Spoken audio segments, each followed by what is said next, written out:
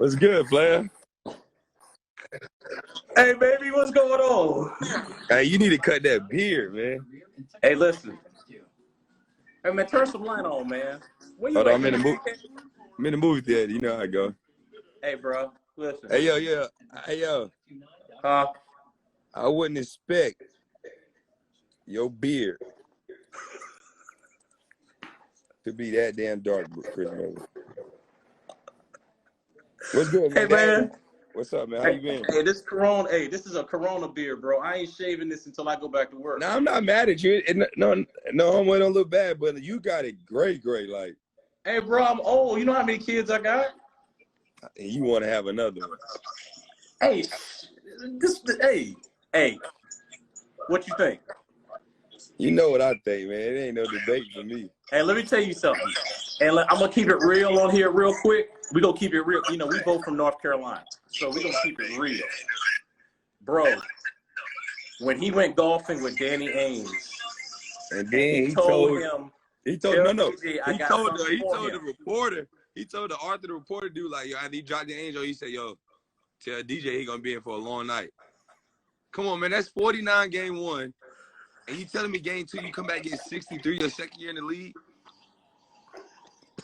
I told you that you have a lot of him in your game and how you use the little things to get you going.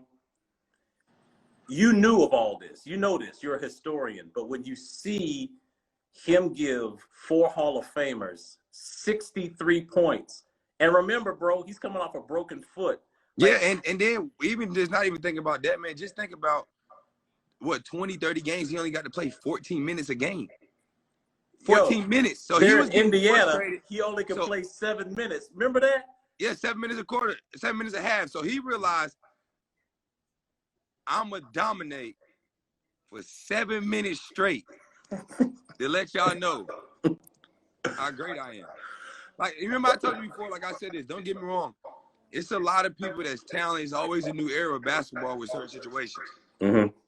But if you don't sit back and watch what that man did, like to have all those Hall of Famers come in his rookie year and second year and be like, he's different. Like how did Larry Bird say it felt like God was down here playing? It was God playing Michael Jordan. Hey, I'm going to go back to, there's 2 things that I saw tonight that, well, first of all, when they played I'm Bad by LL Cool J during that montage in the Garden, that already had me. But, bro, when he was at Carolina. Can I get the water? Come on, man. He's riding around the bike with the little shorts cruising. And people, like, this is what like I want people to understand about the story about Michael Jordan. You know what I mean? Because I think this is dope for, like, a lot of people, like, my age and people that was born, like, 2000. Mm-hmm. So, you know what I mean? All you can do is watch YouTube or watch, like, the movies he got, but you can really watch his story. Like, Look how anticipated people are for the first 2 episodes. We got 8 more. Like, we're waiting for Sunday like it's Power now. Now you used to wait for Power to come on. We're waiting for this to come on. Like, but people don't understand, man. Like, he did 3 years in college. So he came into the NBA at 21. So before Kobe passed him, before Jordan passed, rest in peace, Kobe, before they passed him on scoring, just imagine 3 years of college, coming at 21, take 2 years off, you still was top 3 scorer of all time. So just imagine if he came in out of high school at 18. He would have 40 to 50,000. We don't know. 3 years of college, 2 years took off because the game was born to you. So we're going to end that conversation with that. That's bad. I'm just going to say this. You have that dog, too, in you. Is there anything that you saw in these first 2 episodes that reminded you of some of the shit that you've had to go through? You know what, man? To be realistic, just everything they talk about, you know what I mean? Like, I ain't come in with Jordan averaging 28, nothing like that, but being number 1 pick, being high. A lot of that reminds me of the stuff we go around in the NBA today. You know what I mean? Especially like in our organization, like how things wasn't always right, it was shaky. You know what I mean? You just try to find that balance. And that just let me know, man, you know, like, look at Jordan. They didn't get along with a lot of people in the front office. They still got it done to win championships. Like we don't understand. Like, look at all the stuff they're going through for the last game. I mean, last year.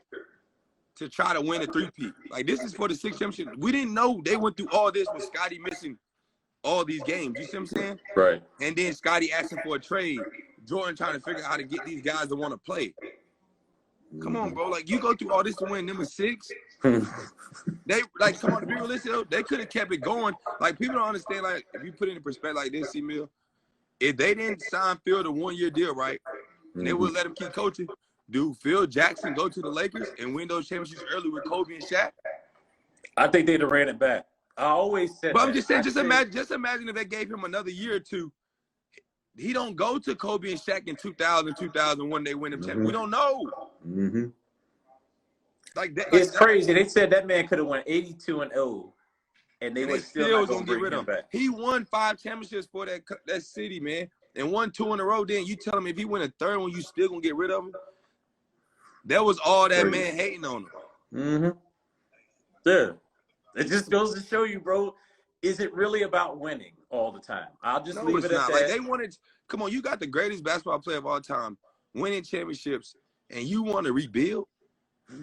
What are you trying to rebuild for? This man got a lot more in the tank. What you doing anyway? What you been up to? I ain't talked to you in a minute. Yeah, you know me, man. Just been working out, laying low, playing with my son, watching him grow every day, running wild. How is he? He's great, man. Good. Oh, he come up 8 o'clock in the morning with a piece of candy, talking about, please, please. I'm like, nah, just because you say please don't mean you're going to get something every time. Hey. But I've been great. I've been seeing you on the TikTok videos and all that. Hey, bro, I want to ask you something about that real quick. So I taped something the other day. I'm going to send it to you first. It's called the Dougie Challenge. So what I'm going to do is... on TikTok, right? Huh? On TikTok? Yeah. I ain't doing no posted TikTok videos right now. I told you that. No, wait. I haven't posted it yet, but I'm going to send it to you first, and then I want you to do yours, and we'll do a split screen, and I want people to judge, like, who do the Dougie better. Because I've been, I had to study you a little bit. All right, for sure. But, yeah, like, this documentary, I feel a lot of stuff. Like, a lot of stuff fuels when people say certain things, write you off. And, like, to see what Jordan went through, like, nobody really wrote him off, but they, like, just not letting him play, like, going through front office problems, and to be able to conquer all the stuff he conquered, man. What is the debate for? Come on, man. Then what were we debating? What's the debate out there? People was debating, and then listen to this, man. Scottie signed a deal 7-year, $18 million.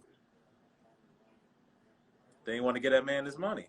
But I love what Jordan kept saying, though, is no Mike without Scottie. So if you think about Mike, you got to mention Scottie. Absolutely. I mean, a lot of people won't do that, man. Because if he ain't got Scottie, he said he wouldn't be in something. You got to be realistic. I'm still dominant, but you got to have somebody to help you, bro. Can't win it by yourself. Yo, I got to tell you something funny. What? Guess what? So I can't tell you who said this because I got to wait so I drop it on my podcast. But I got an MJ story in D.C. that's going to blow your mind. So remember, he's 40. So Byron Russell was talking in practice one day. And Mike was like, I'm going to read you a quote, okay? And I'm going to ask you, does this sound like something Mike would say? So Mike missed the 3-pointer on a pick and roll, right? And he started talking to him. And the man told Byron Russell, hey, man, I'm cooking you. Why don't you just shut up? Matter of fact, you know as the human highlight reel, not because you got any highlights, but because you're always on all mine. Remember, he's 40. He busted that man's.